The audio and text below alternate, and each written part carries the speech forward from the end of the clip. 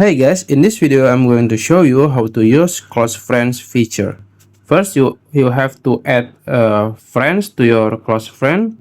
First you can go to your profile page in the bottom right corner, and then go to three lines in the top right corner, and then you can scroll down, and as you can see there is close friends.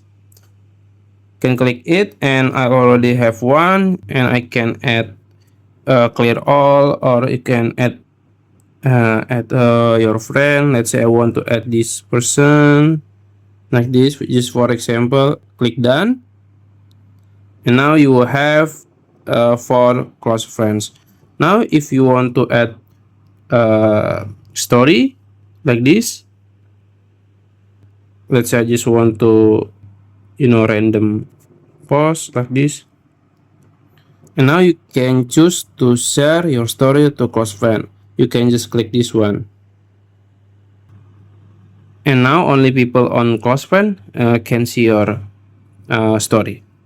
That's it. If you found this video helpful, please like this video and subscribe to my channel. Thank you.